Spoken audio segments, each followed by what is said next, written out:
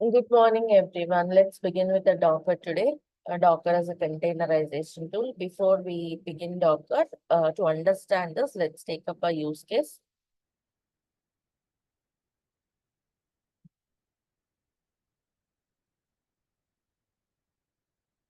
I'm sharing a black screen. So let us talk about the use case. Let's say there is a company called A and it has developed some application, let's say a gaming app, right? And to work with this app, this app has got certain requisites, like certain prerequisites that it needs. Let's say it would need Ubuntu 16 operating system, Java 11, Tomcat 9, right? These are the prerequisites to work with this app. And there were certain users or clients who are interested to use this app. Like if you take a client one, he is interested to use this app.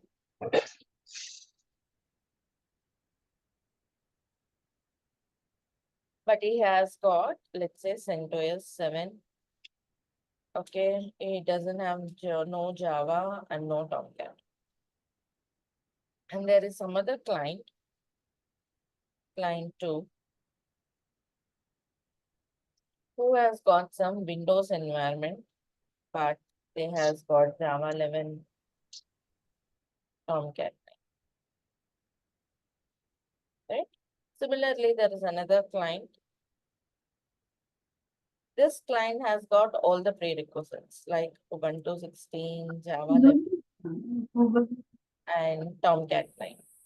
This client has got all the prerequisites.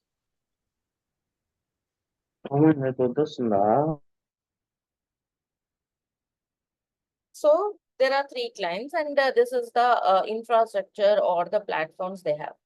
So how to provide these clients with the app? Let's say they are all interested to buy the app and use the app, but how do you provide the app to these clients? Like how do you provide it for client 1, client 3?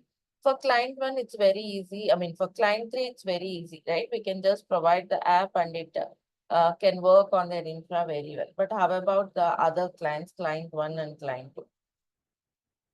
It's a difficult to handle them, right? Like sometimes you may have to suggest them to change their infra. They may not be willing or ready to change their infra just because for this app, right? And some of them may not have knowledge to do that, or they might not be interested to do that, right?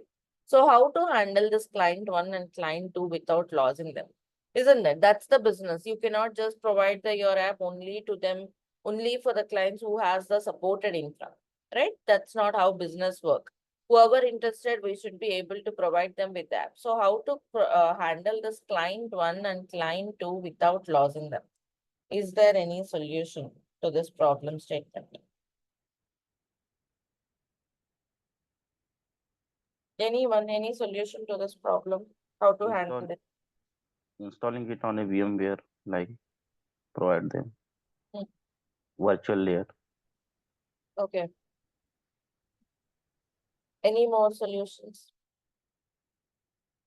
Ma'am, is this where software as service comes, SaaS? Okay. I'm not sure, but I'm just checking with you. Mm-hmm. Okay. So there are multiple solutions to this problem statement. One of the solutions is VMs, right? Provide them with the VM. Like rather than changing their infra and all, just create Ubuntu 16 VM, install Java, install Tomcat, install this app and share this VM with the client. So they can use this VM to work with that instead of installing or changing their existing infra. Like we have discussed about using our, using the Linux for our DevOps. Let's say I want to use Linux, so we don't have supported infra. We were using some VMs from cloud, right? Similarly, we may create some VM and share the VM, right? It might be on a cloud or their own operating system, whatever it is. Yes, VMs are one of the solutions to this problem statement. But like we discussed, right, the pros, the cons about the VMs. So, are there any other solutions? The other solution could be with the containers. Containers, you can imagine something like a VM. Of course, there are a lot of differences with respect to their performance and with respect to their architecture. But just for the moment, you can consider, yes, containers are something like a VMs. Yeah, you can create a container and share the container across. So both does solve this problem statement. So there are two solutions, which are through VMs or the containers. So we can consider like both uses the same concept of virtualization. Both containers and VMs uses the concept of virtualization. Then what is the difference? Like where is what makes the difference? Both uses the concept of virtualization, but in VMs, virtualization is done at the hardware, whereas in containers, virtualization is done at the OS level. What is meant by this virtualization done at the hardware and virtualization done at the OS level? We will understand this statement thoroughly in some time, but just understand this is the difference. And this kind of virtualization done at the OS level is called containerization.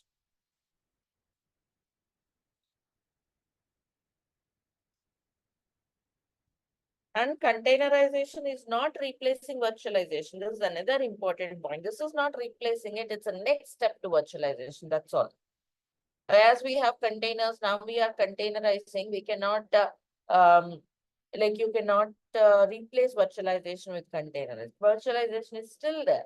Containers uses the same concept, but in a different way, virtualization to the OS level, which is containerization.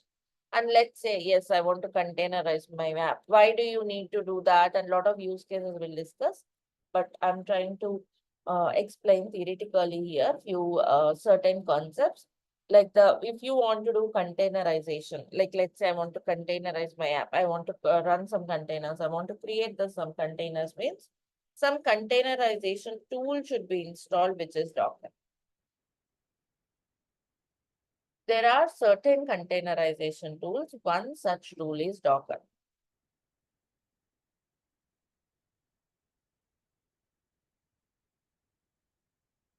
There are other containerization tools like Docker, Rocket, and so on. But Docker is quite famous and very widely used.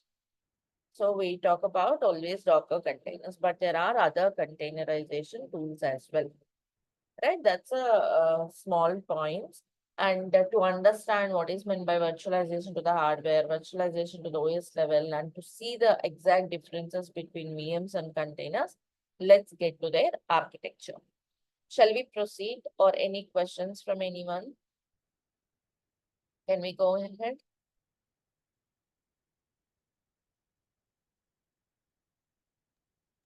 Excuse me, ma'am. Actually, why we need only Java 11? Like, if we are getting many advanced Javas, right? Like versions and upgrade versions. So only this containerized is supporting Java 11 only. This app, I took an example for this application. That's a prerequisite or the compatibility for the existing application. This company developed this application, and this application works with these versions of Java, Tomcat, and Ubuntu. I took as an example. It could be any version of Java. It depends. Let's say Java 17. Not that every application works with all the versions of Java, isn't it? Yeah. Like your address book works with to package it, you need a certain version of Java. To run this, you need a certain version of Java. You need a certain version of the packages or softwares, right? So as an example, I took these versions. Okay, ma'am. Okay, thank you. It has nothing to do with the Docker. It could be CentOS, it could be Java, the latest versions you mentioned, whatever it is. But there will be some prerequisite for the app, right? So these are the prerequisite for the app, like address book or any gaming app. And everyone will not have those supported softwares. So what they have to do? Any more questions?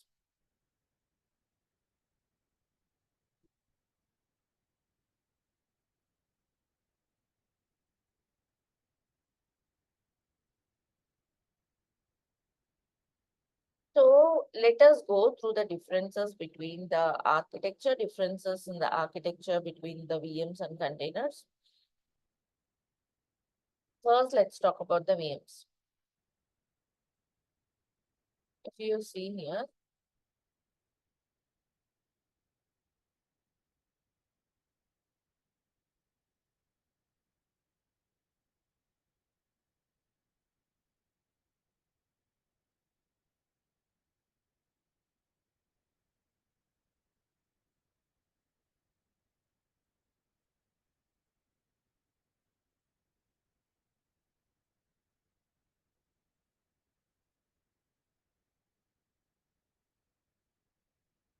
give me a second, marker is not going.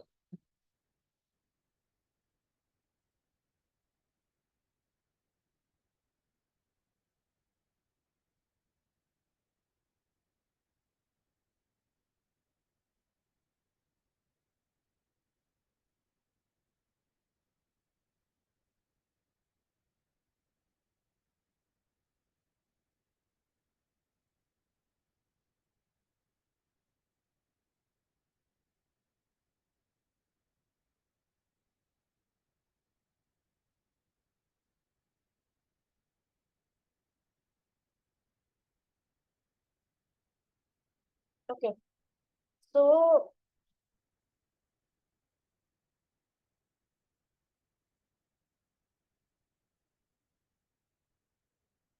sorry guys, just give me a second.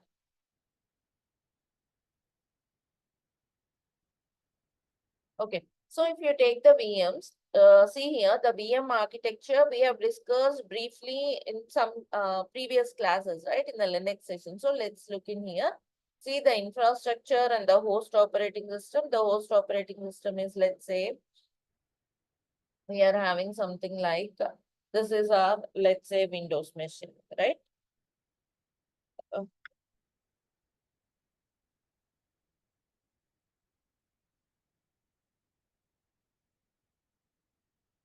Let's say this is my Windows machine. On top of it, we have hypervisor, let's say Oracle VirtualBox or whatever it is, right? We have got some hypervisor. Hypervisor is nothing but a software with which you create or with which you run the VMs, right? We have discussed this in the beginning, but if still any questions here, let me know. So let's suppose this is my operating system, like my laptop, a Windows one.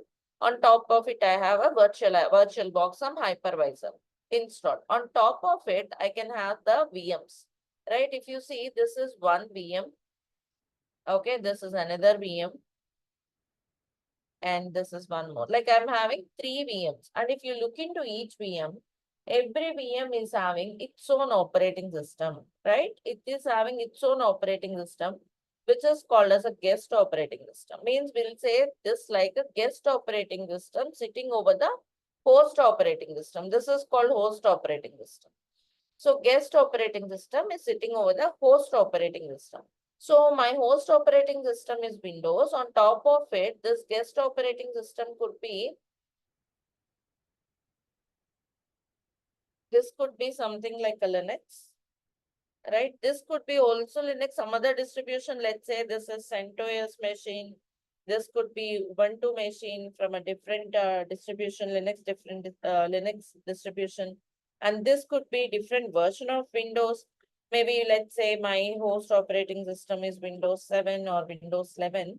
This could be something else. Let's say this is Windows 11. This could be some 2023 server, something like that. Means, yeah, you could have operating system, like you could have the guest operating system, which is a different one from the host. Is this correct? Yep. And because every VM is having its own operating system, it just works like a separate machine. It can start, it can reboot, it can just work like a normal machine, right? So this is how the VMs work, and also they consume some resources, right? Definitely every VM will consume some memory and CPU. That memory and CPU is used from the host operating system, right? This is allocated, all the resources will be allocated to them via this host operating system only. From the host, the resources will be allocated to each VM.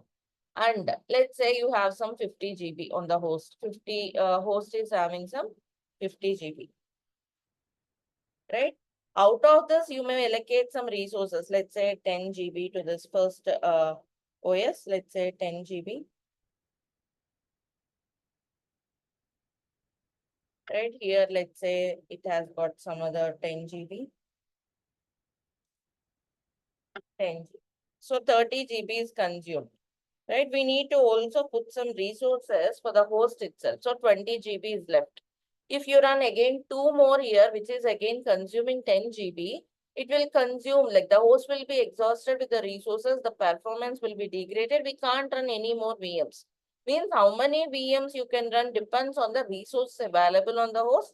Also, how much resource each VM is consuming. Right? And if you see here closely, out of this 10 GB, majority of the GB, like 8 GB might be consumed by the host. Rest of the 2 GB for the app and the binaries and the libraries. Majority will be for the host because operating system consumes a lot of resources. Right? Majority of the resources consumed by it, which makes the system runs very slowly, right? And this makes the system run very slow. And also the systems, the VMs becomes very heavy. So this is what we have with the VMs. Is this much clear for all? Any Yes. questions? And here there is a point to note. Whenever you are working with the VMs, your hardware should support it. You might have observed, I don't know how many of you have noticed it. Like whenever you are working with the VMs, you should enable this virtualization technology in the BIOS. Of course, all the OS comes with this VT virtualization technology enabled by default. But if not, in case of any reboot or any kind of setting up your machine, you have to enable this in the BIOS. Have anyone noticed this? Have anyone got a chance to see this? Yes, Yes, ma'am. there is a Yeah, you have to enable this. Then only you can run the VMs. Means basically your hardware should support it. Right? This is virtualization happening at the hardware. Your hardware should support it. If you haven't enabled this, if your hardware is not supported, you can't use this. Right? So these are the differences. This is what we have with the VMs. Now let's talk about containers. Again, let's say this is my laptop, right? And let's say it's a Windows. And actually, Docker is basically in native for Linux systems. Means it's initially developed for Linux. Later on, it is supporting Windows. Now it works for Windows also. From Windows 10 and above, you can use Docker, but it is natively developed for Linux. So whatever it is, let's say my operating system is Windows, as I can use Docker. Let's say I have installed Docker here, right? Because you want to run containers means Docker engine, Docker tool, whatever you call it, Docker software should be installed and running. So that's what we say, Docker engine running, Docker daemon running. So Docker is installed. Now let's look into the containers. Yes, because I have Docker, I can start with the containers. And these are the containers. 3 containers I have. And if you see container, as per the dictionary meaning, container is nothing but a holder, right? Where you put the application, the dependencies and the binaries. It's just a folder where you put the application and the binaries and libraries. So literally it will have just the application and the binaries and the dependents, nothing else. Means see here, it's missing with the guest operating system, right? Container will not have its own operating system. Okay? Unlike VMs, they'll not have their own operating system. But still, they'll just shut down, reboot like a normal machine. They work like a normal machine. How they'll work? They'll work by sharing the operating system of the host.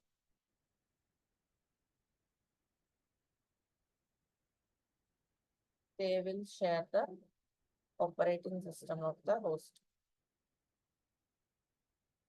They don't have their own OS, they'll share the operating system of the host. And they work like a normal machine. What is the use of it?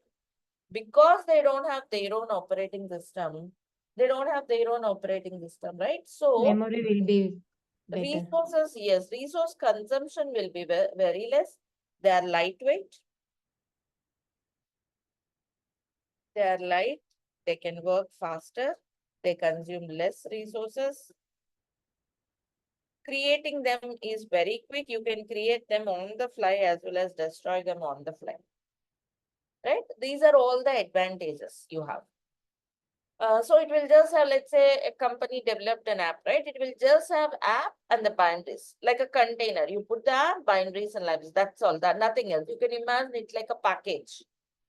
And they will not have their own OS, means consumes lot of resources, right? When you have a constraint on the resources, you have a limitation on what much the amount of resources you can utilize. Better you go for containers, right? So this is how it works. Now, as they don't have their own operating system, they can just work very quickly. Like you can create them very faster. They work very fast. I mean, they can run very faster.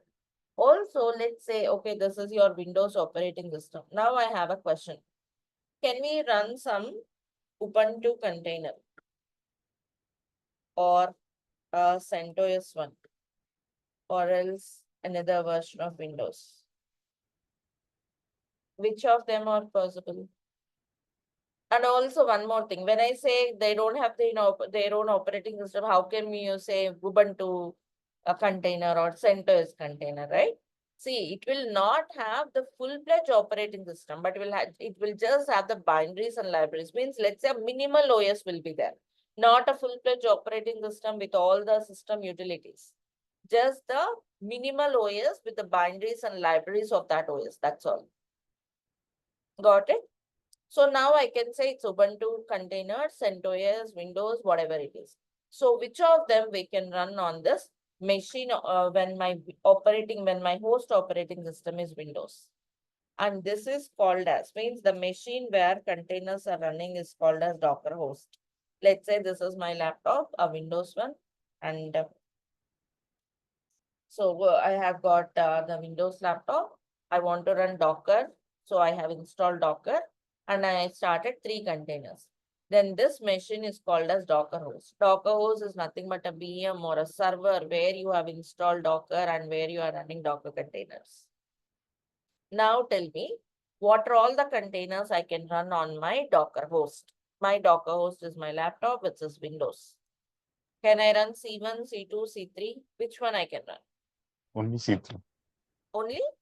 C3. Why? Because the base OS is Windows, we can run the kind of containers as same like the Windows one. Exactly. Because the host operating system is Windows, you can run only Windows containers. Different versions are fine, but you cannot run Linux containers here. Because see, a Linux container cannot share the kernel of Windows. Simple logic. Right? A Windows containers have to share the kernel of the Windows.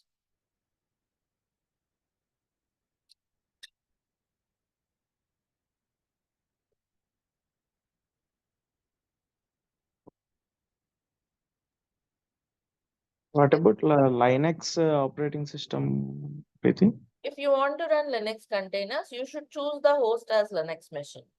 Okay, so these containers are OS Yes. dependent. Okay. Platform dependent, OS dependent. Yes, that's what container virtualization is happening at OS level. Here you don't need to go to hardware and enable it. Hardware support not needed. So if we want multiple Hardware containers means support not needed.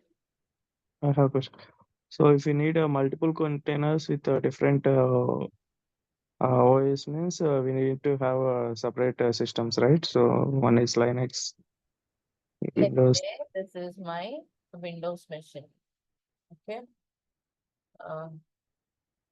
This is my laptop. This is Windows. I have installed Docker here. On top of this, I can run only Windows containers. Any distributions, like any versions are fine, but the base should be Windows. So all Windows containers. Okay. So, but now I want to run Linux. What I can do? I can start a Linux VM on my laptop. Can I do this or not? I'll have a hypervisor installed. I can install Docker, hypervisor, everything on my laptop. I'll start a Linux VM. Okay. And on It this comes Linux, under VM concept only, right? Again. yes. That's why I said we can't replace VMs. It's a next step to VMs. Virtualization is still there. So Linux VM, on this again I'll install Docker. Now I can run Docker containers which are Linux. Now, what is the host for this Linux containers? Who is the host? Which machine is the host?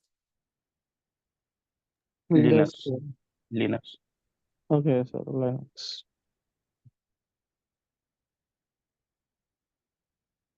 This is the host for them, right? Sorry.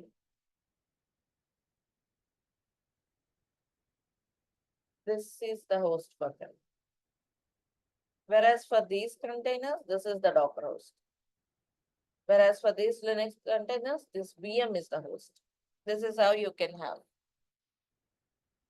Understood? Means if you see a container, it should be running on a host, which is from the same OS. That's all. This host might be again a VM or a server, or it is on top of another system, whatever it is. Host should be of the same operating system. For Linux containers, in this particular diagram, Linux VM is the host. For Windows containers, Windows machine is the host, Docker host. Are we good?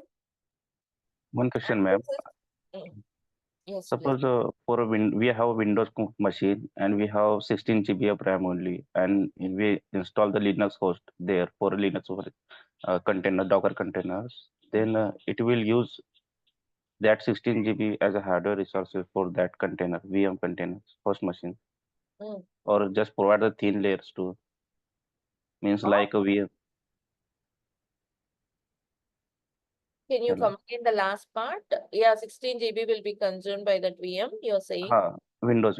We have 16 GB of RAM in Windows and physical machines, and we for Linux containers we install the Linux host, right? Docker, Mm. and will it use hardware resources like it use in a VMs in a normal VMs in a VMware, or just use a thin means This VM will consume the resources from this host only. host only, right? Means From this host. it's same like a VMware, right? Yeah, it will consume the resources from this host. These containers will consume from this host. Means we as You are you allocating some 16 GB to it, let's say.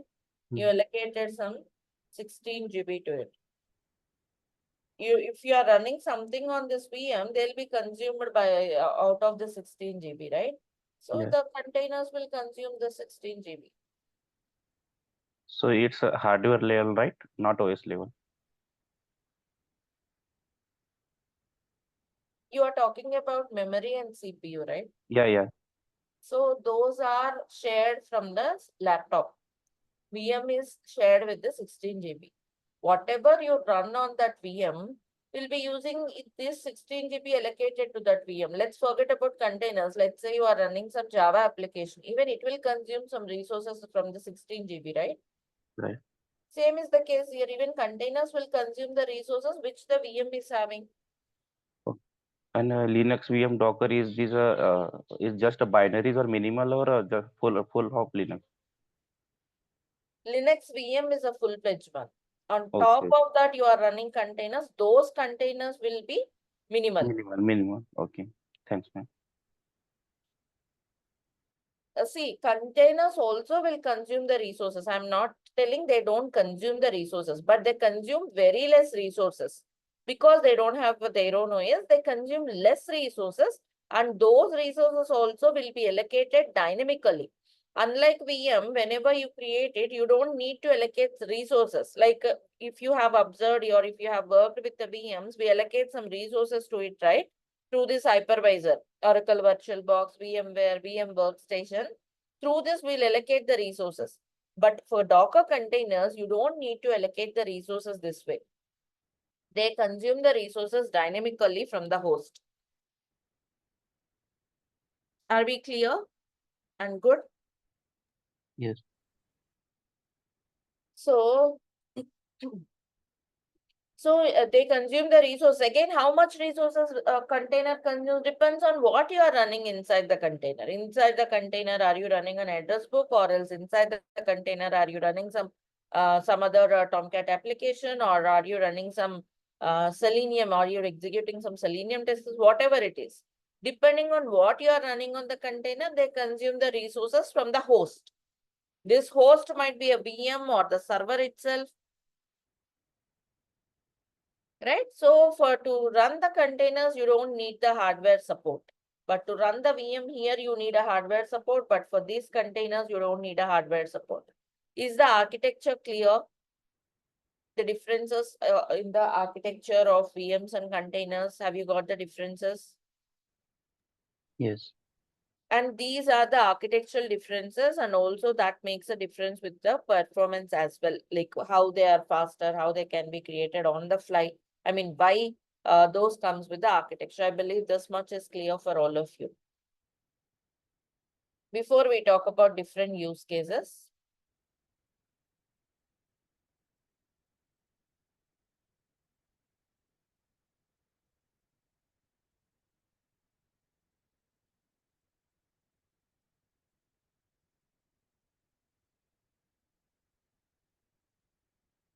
let's talk about what Docker is. See, Docker is a tool which helps in containerizing your applications, which is helping in creating a container, right, and running the container.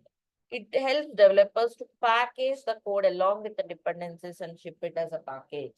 Without Docker, like we were like developers, let's say developers will hand over the var file. Like last class, we created a var file, right? Address book var file. The format could be anything. It could be jar format, EAR format, whatever it is, or else it could be some other programming language, whatever it is. They used to share that final artifact to the DevOps team, or else ops team actually. So what ops team will do? They have to run this var file. So like we did in our Linux class, can you all relate to it? We went to the Linux server, we installed Tomcat or Nginx or HTTPD. Then we put this var file in the web apps folder of Tomcat. Manually, we did this. Do you all remember that? Yes. If you want to practice, if you have some time and patience, just do it again. Try to deploy this var file. Earlier, we deployed a sample var file, right? Now you go and install Tomcat on your EC2 instance, go to the web apps folder, put this var file, right?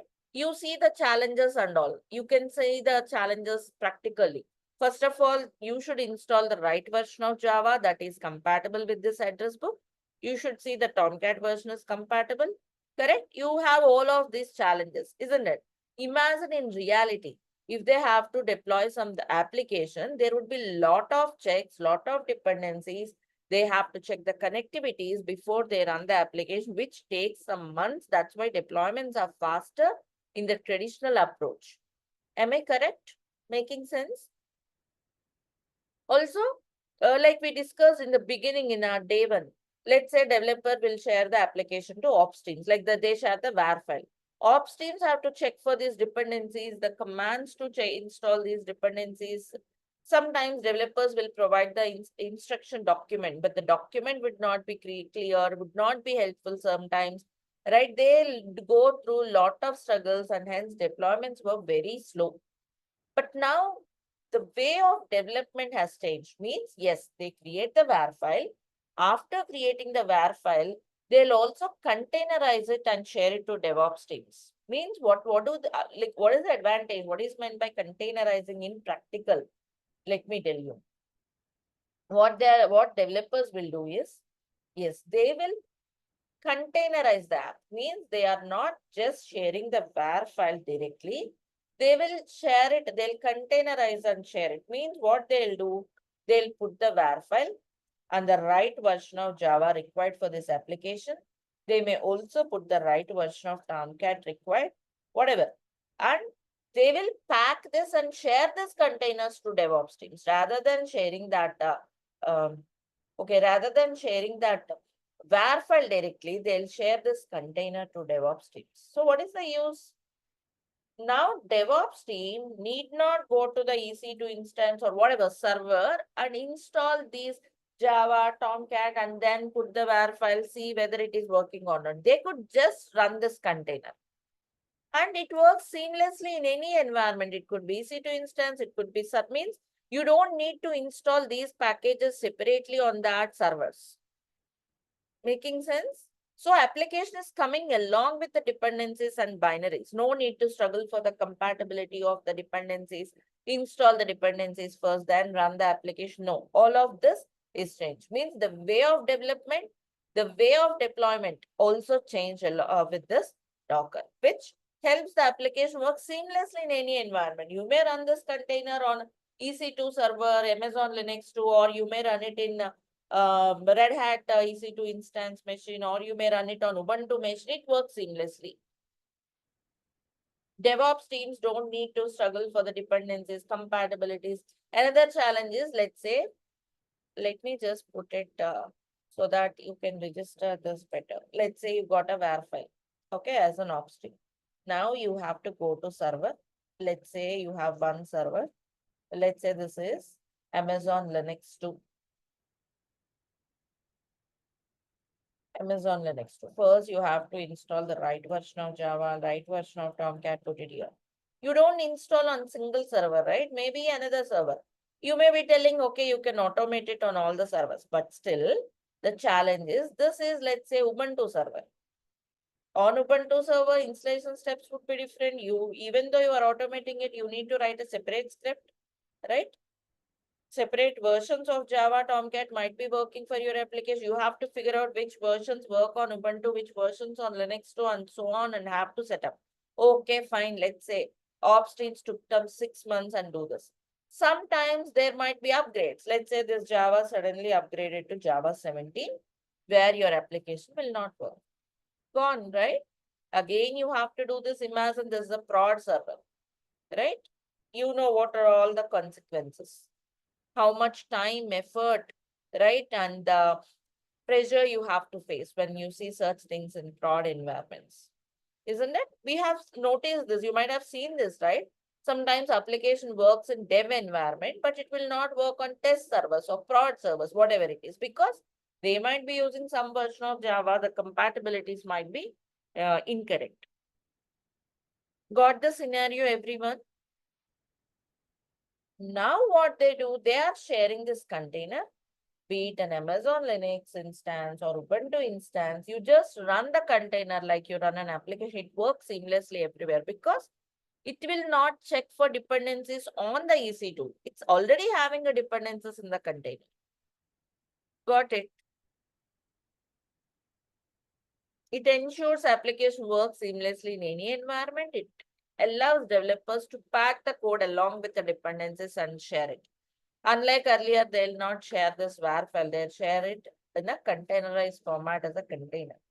This is not the case now. This is the case. Understood? Hello, ma'am. Will they test the application before we share or just provide the with dependencies to us? They'll test it.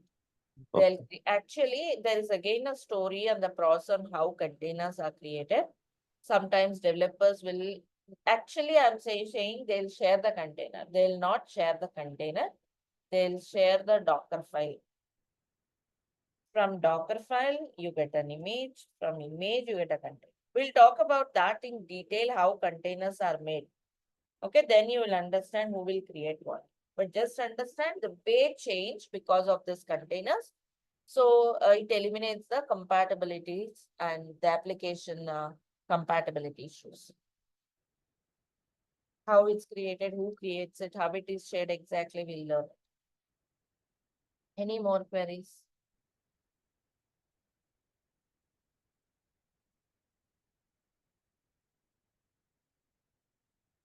Are we good with this differences? Can we proceed? Appreciate your quick responses or any confusions, questions. All of you got the point why you need a container? Yes. People use the containers, people use Kubernetes, they don't know the underlying differences. Unless you know these basic fundamentals, these basic stuff, you don't gain expertise on the subject. I believe this much is clear for all of you. Let's proceed now. So this architectural differences we have learned, the use cases. Work scope, like where are VMs used? Let's say if you want to run multiple applications, like address book you have, let's say application 1, application 2, application 3. Better you go for a VM. If you have to run multiple instances, means let's say I want to run this address book multiple times or n number of times, better you go for a container, right? So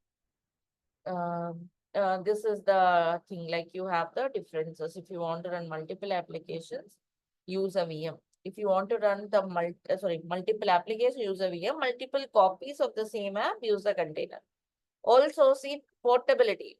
VMs are platform independent, isn't it? You could run any VM. Containers are platform dependent. And resources wise, VMs consume a lot of resources like we discussed, whereas containers has a constraint on the resource usage.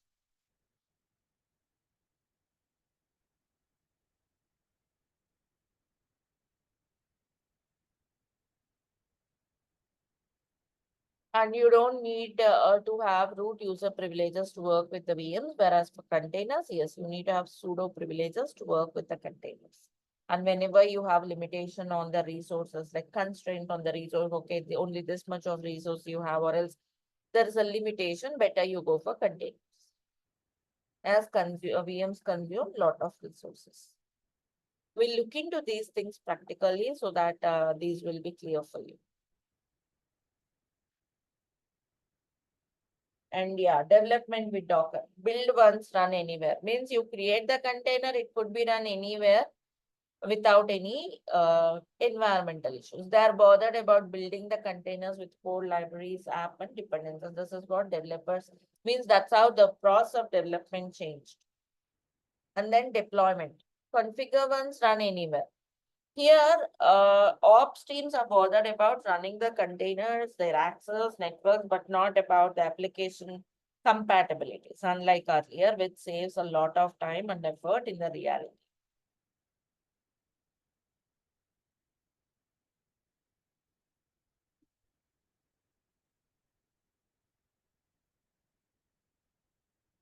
See here, this is what I'm talking about. Code is working fine in developer's machine, but not in test environment. This is due to the computing environment differences between dev, test, and run. This problem arises when developers may be upgrading their version, but ops teams might be still using the older versions at all. So these environmental issues can be eliminated with Docker. And now that we understood like why Docker and what is Docker, let's get into the in-depth components of Docker. So till now we were talking about creating containers, right? Like we were talking about create a container, share the container and all. But how do you get this container? We get a container from an image. You run the image, then you get a container. Means you can consider container as the running instance of the image. But what is an image? Image is a read-only static file, a template kind of. You can compare this with some VMX file or OVA file in VMs. Do you remember this? Yeah. Yeah, anyone, have you ever noticed this VMX file, sorry, VMX OVA files? If you are launching with the Oracle VirtualBox, it would be of the format OVA file, right? You right click and you can launch the VM. Means it's a file with which you launch a VM. Similarly, image is Configuration a, files. yes, please. Ma'am, these are the configuration files. With the help of these files, we can launch the VMs. It's like a file, right, with which you launch a VM. Same Yes. is the case with the image. Means, see, if you know, we were talking about create a VM, share the VM. We don't share the VM, right? You share this file so that anyone can run this file and create and launch a VM, right? VM. Correct, ma'am. Same is the case here. Till now, I'm talking about developers will create a VM, share the VM. Sorry, create a container, share the container. They don't share the containers actually. They share the image because image is the static one. They share the images, and DevOps teams or whatever, whoever other teams will run it and get the container, can get the machine available where your application is running. Understood? So that's the actual point. And okay, there could be so many images like CentOS image, Ubuntu image, so many official images are available. All those images will be stored in some place, and that storage is called registry. See, I'm introducing the terminology. We are going to use all of them. Registry. Registry is the storage place of images. Docker Hub is one such registry, public registry. There will be private registries also. We'll talk about them a little later. Just understand, registry is the storage place. There were so many official images available. Okay, like CentOS image, Ubuntu image, so many are there. They were already present on Docker Hub. If you wanted, you can just download and use it. But what if you want to create an enterprise level application? Means, let's say your address book or else some enterprise application. Those will not be available here, right? For general usage, or they are not be available as official. You have to create your own image.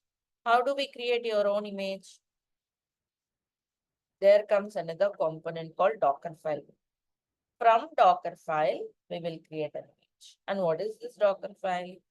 Docker file is simply a text file where you will put the Docker instructions. What are these Docker instructions and all we will learn. So it's a text file with the Docker instructions. You build this Docker file. What is meant by building? What happens when build? We will learn it. Build it, you get an image. Run the image, you get a container. That's a flow. Docker file is the basic or the fundamental unit from where you get a container. And that's how you get it. So you can create your own image. You may store it on the registry. DevOps teams, other teams can pull the image from there. See, that's the diagram. Docker file. Docker file will have Docker instructions, which will pack the code along with the dependencies and binaries or dependencies and libraries. This will package the code along with the binaries and libraries. And when you build it, you get an image. You run it, you can store it on the hub, or else you can run it and create a container. From the hub, other teams can pull it and create the staging server, production server, and so on. Of course, there'll be private registries, but whatever it is, they'll store it on registry. From registries, others can pull it and use it. This is the flow.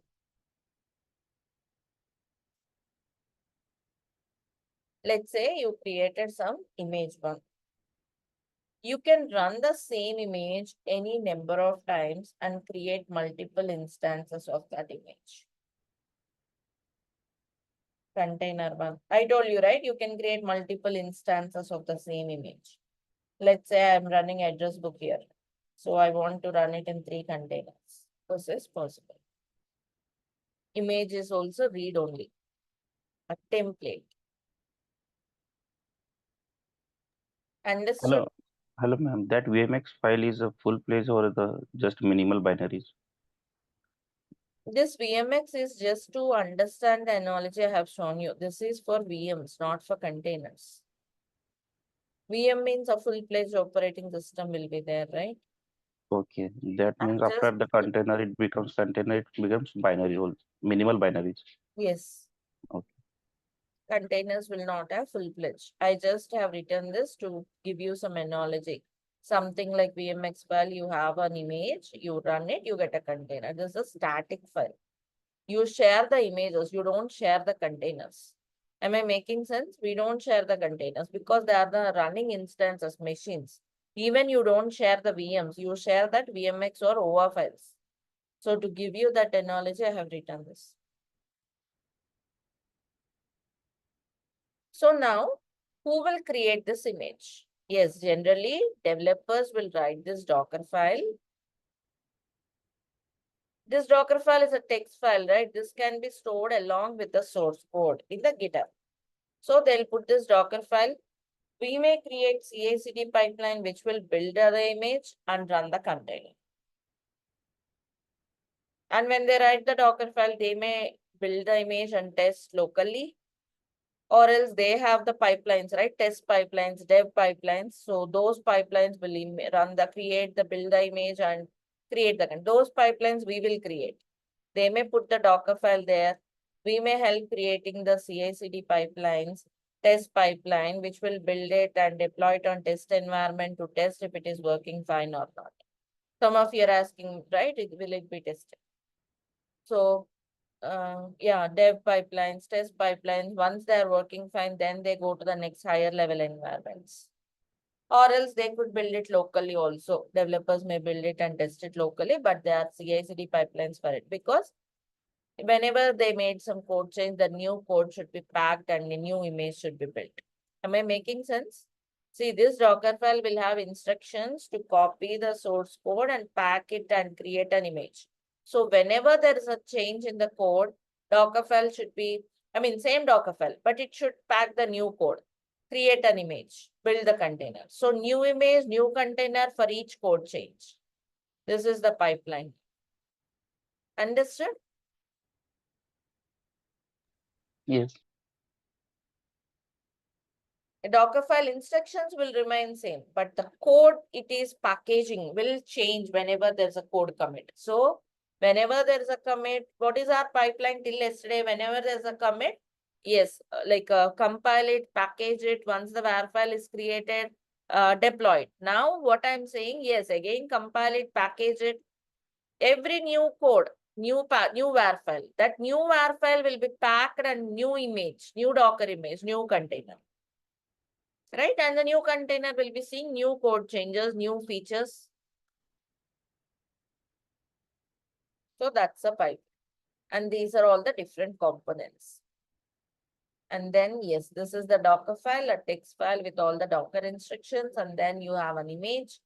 From image, you get a container. See, container, you can imagine like a container in the transportation world. You pack everything, whatever the application needs, and ship it. Right? So this is the formula you have to remember throughout.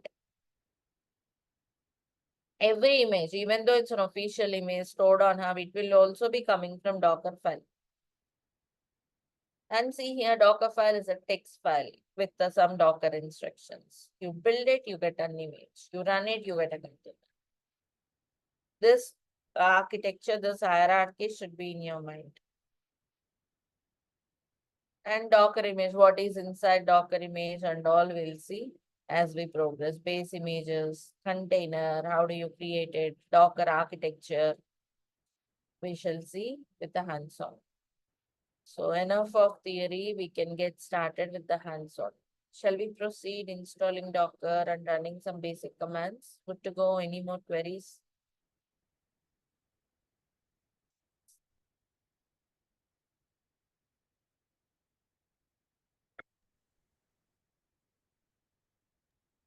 The dev team will be using the Docker file, right? Okay, so with that they will create a Docker image, right?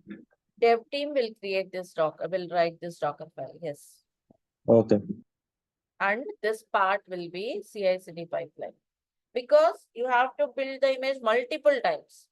Whenever there's a code change, let's say developers made some code commit, right? So it should be built, new var file should be created each time.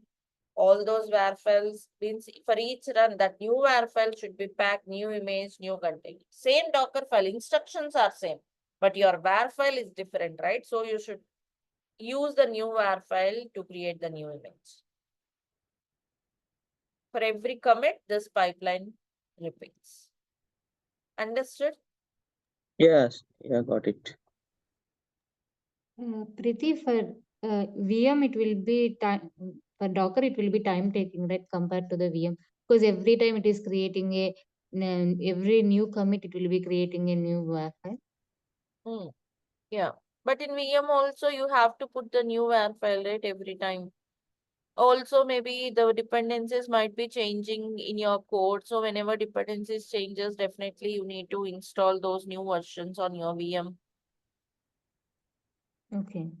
Also, those versions might be upgrading, downgrading, whatever may happen. We don't have a control on setting the limitations there on the constraint packages or versions. And one more thing is the huge difference. You have to keep running this VM throughout. Isn't it? Even though your application needs, let's say you're having business hours, or else like usage of this application is for 2 hours, still your VM has to be there maintained for all the 24 hours, right? There should be a separate team to maintain those underlying VMs, which we discussed during our Linux topics. Those I did not mention here because we have a few more things to consider, but still those underlying things are there with the VMs, right? Their maintenance, their backup, their recovery, their cost effectiveness, and the challenges after deploying the application of versions upgrading, downgrading, and the installation steps would differ from each VM, like depending on their version, OS. All of them are gone now, right? Not only just the installing ones. You have to deploy new WAR file each time. Again, the versions you have to check each time. But now, what Java should be installed, everything will be in this Docker file. If you change that version in Docker file, it will take care of building it, deploying it, creating a container. Right? When we talk about VMs, I'm now focusing on the application challenges. You could also look into the maintenances, like we discussed on the Linux sessions, which I just mentioned. Any more questions?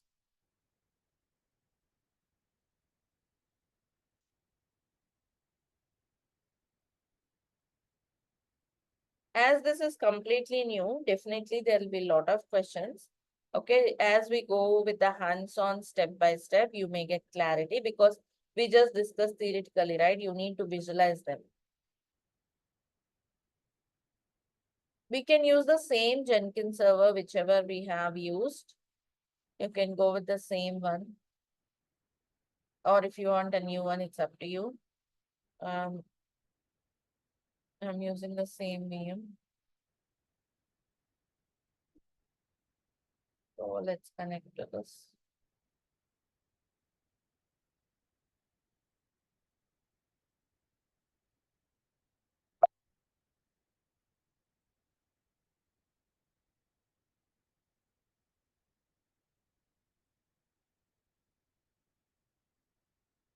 Let us install Docker here. Docker doesn't come by default, okay?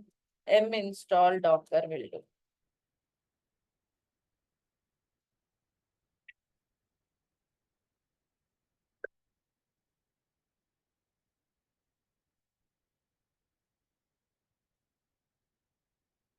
Okay, Docker is installed. You can start Docker systemctl start Docker. Now Docker is running. You could run any commands. The first basic command is Docker images. Means, okay, first tell me what is the Docker host here? Which machine is the Docker host here? Linux. Amazon Linux. Amazon, like the EC2 instance is the Docker host. Now, if you run Docker images, that's the first most basic command. This will list all the images present on this Docker host. We just created and installed Docker, so obviously I don't have any images. That's the first basic instruction, and Docker installation is simple. Now, what if you want to install Docker on your Windows laptop?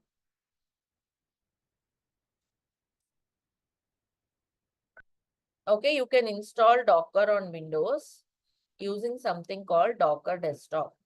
Okay, so here you see Docker Desktop for Windows, different versions of Windows you have. Depending on your system requirement, you can go for it. System requirements, see, it's showing you. You can just download this and launch the Docker Desktop. What is this Docker Desktop? See here. to run Windows containers. Like I told you in the beginning, Docker is natively developed for Linux, but it works now for Windows 10 and above. Windows 10, Windows 11, right? You can have this Docker desktop. Contains or images are shared between all user accounts. Okay. So you can install, you can download this executable and run the executable so that you can install Docker on Windows. And here one more thing is, okay, first let me ask you, okay, let's suppose you have installed Docker desktop on Windows. Which containers do you think you can run there? Is it Windows Linux only. containers or Windows containers? Windows. Windows. That's a catch. By default, you can run Linux containers only. You may be having a question, how can we run Linux containers, right? So the point is, I'm not seeing that screenshot. Actually, they used to have that screenshot somewhere. Okay. So the thing is, you can install Docker Desktop, and by default, whenever you install Docker Desktop, it will launch a little Linux VM at the backend, a small Linux VM at the backend, which where a Linux VM, I'm saying, right, means your Docker will be running on Linux. So that's why by default, you can run Linux containers only. Right? It will launch a little Linux VM at the backend, and by default, it will be used as a Docker host. That's why you can run Linux containers only. But let's say you want to run Windows containers. There'll be option to switch the Docker host. Means there is an option where you can choose Windows container so that Windows host will be used, and then you can run Windows containers. Am I making sense? I couldn't show you because I don't have Windows laptop. But there will be an option when you right click after installing. See here, you will see this small icon in your system tray. If you right click this, there will be an option whether you want to use Linux containers or Windows containers. That flexibility is there with this Docker desktop. Maybe I'll see if I can show you.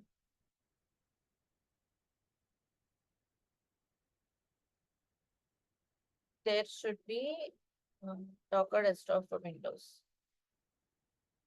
I'll see, okay, if that's possible, I'll show you if I see that screenshot somewhere. But yeah, that's a thing. Let's say you have a Mac laptop. You can again install install Docker Desktop depending on your whether it is Apple Silicon or Intel chip. Depending on that, you can download and use it.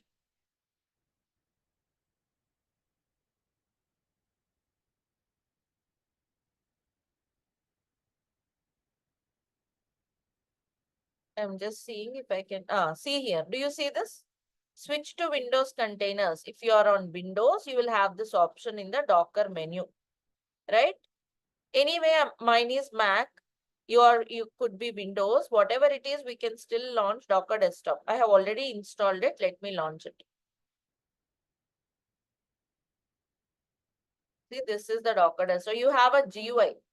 Okay, we don't use this GUI much. Here also you can use CLI, but just to show you, you don't have this GUI on Linux. Okay, this is your, of course, these are my images. Just ignore it. You will see something like this Docker Desktop, and because this is not Windows, I will not see that option. But if you have installed this on Windows, you are seeing this, right? Are you following, everyone? Switch to Windows containers feature will be there.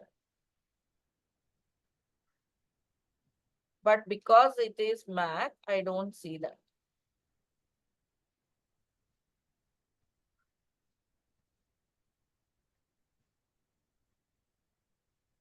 Here in the menu, there should be something like switch to Windows containers. For me, I will not see that. Got it, all of you? Yes, ma'am. Yes. Clear? Am I clear? So this is Docker Desktop. So what you can do is you can start running, creating images, starting containers from this UI as well. But never use this UI because we don't use it in reality. Docker Desktop, we don't use it only for playground, like a playground, like for practice. You may have some environments with Docker Desktop, but we don't use it in reality. We use Docker, whether it is Docker desktop or Docker installed directly, concept is same, but always use CLI. I'll show you using it in my Mac. Okay, this is my Mac. I do have Docker installed. Now I launch Docker desktop, so it's running. See, I can run the command. Because on my laptop I have so many images, it's listing this way. Understood, everyone? Whereas on the EC2 Docker host, there's nothing, no images because it's a newly launched system. Are we good? I Yes. want to hear from you. Yes. Do respond so that I know if you're following or not. Accordingly, I can proceed. If you're not following, I may choose some other way, or else I may reconstruct the content. Like, let's say if you are not following this Docker desktop now, I would take it at a later point, kind of. Is it confusing or is it clear? Installing on different OS, that's all. Are we clear with what is Docker desktop and what we did on the EC2 instance? Yes, ma'am. A Yes, little yes. bit confusing, ma'am, actually. Which part? This last part. This one, running Docker images, this one. Yes, yes. Okay, this is on my laptop, Revati. On my laptop, I have installed Docker desktop, right? Okay.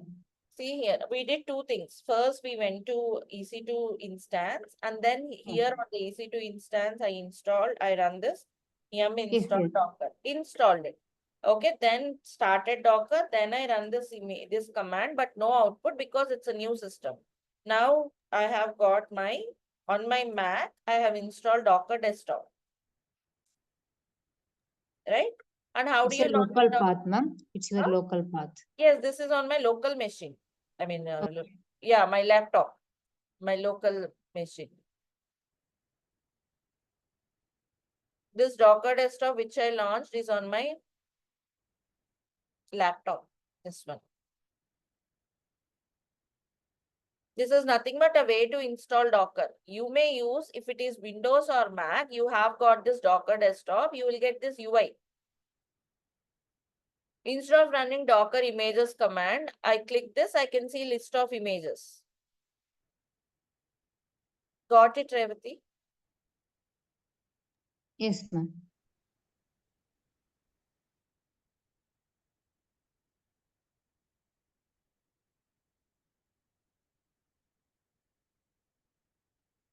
Mac or Windows, you will have this Docker desktop. This UI will be there. Like you install Docker on Linux, you will have this kind of installation on Mac or Windows. That's what I did. You can use this UI to see the images or whatever you want, like you do from CLI. If you want to use CLI, that is also there on your Windows on Mac. Am I clear for everyone? Still anyone having confusion? Can I get a clarity? Can I get confirmation? Now what I did, this terminal, I launched another terminal. This is my Mac, right? You can see my system. It's a MacBook Pro. It's my laptop. Because Docker desktop is running, I can also use CLI to list the images, not only the UI. Because on my laptop, I have certain images, it was listing it. Whereas on EC2, no images. That's why it's not listing anything here. Are we clear with installation on two systems? Yeah. Can everyone respond? Appreciate your quick responses. Are we good till this part? Yes. Yes, ma'am. You don't need to do both of them, okay? Just ignore this one. Go with this. But if anyone interested or anyone have an idea, I have shown you this. And on Mac, okay, again, let me give you. On Mac, you can run Linux containers only. You don't have you option to switch. Whereas if you have installed this, by default, you can run Linux containers only. Like I told you, right? The reason it will launch this Docker desktop will launch Linux VM at the backend. But if you want to switch, yes, in Windows, you can switch to Windows containers. Are we good? Whereas in EC2, it's a Linux. You can only run only Linux. Got it?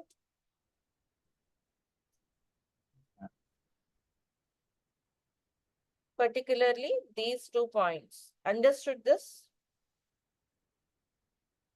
Everyone?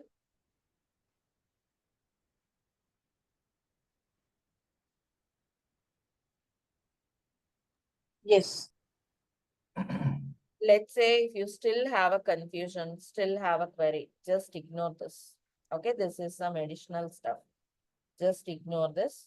Only focus on your EC2 instance, and this is what we'll do. This is just some additional information. If anyone want to try out, or if you want to see, because it would be interesting. You could just quickly launch Docker Desktop, try out something here. Parallelly, you could also do both of them. Maybe initially for some days, just stick to only the first part. Later on, you can try the rest of the things on Windows. Have to enable, yes, Praveen Kumar, those settings might be there.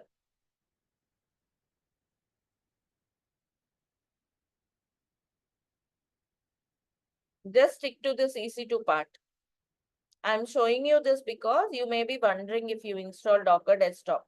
Docker Desktop or having Docker locally will be helpful, Praveen, for your learning, because always you may not be able to launch your EC2 instance. It would be very nice to have some Docker Desktop on Windows also, Docker setup on Windows also. Why, I'll tell you what are all the use cases you can try. But at this point, just ignore this. Just different ways of setup.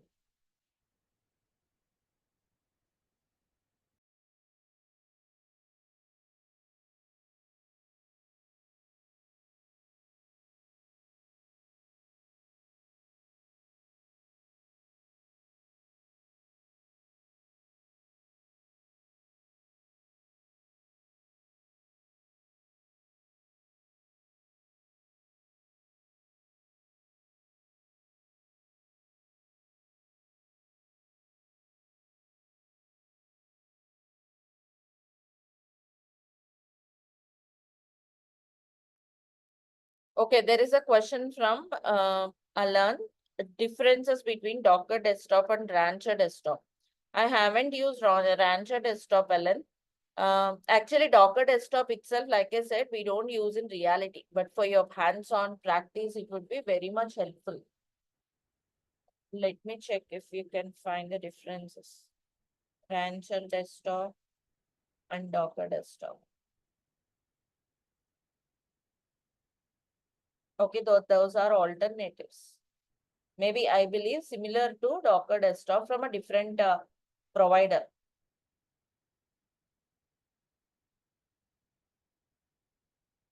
Rancher Desktop doesn't start our path to be in comparison when it begins. Proper desktop.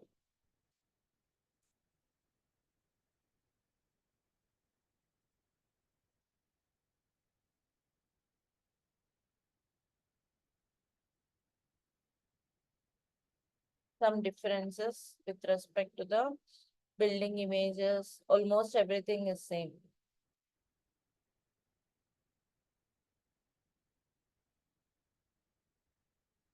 The source code, the provider is different. Just go through this, Alan. Okay. Both are like both does almost the same, but from different providers. So yeah, that's all for today. Just install Docker. Okay, and we can get started with the Docker hands-on in the next class. Different installations I have shown you. What is the command to start the Docker? On Linux, systemctl Yes, ma'am. start, It is Amazon Linux on systemctl start Docker. start Docker. Okay.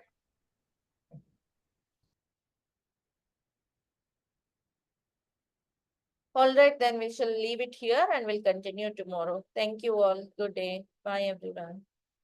Thank you, ma'am. Bye.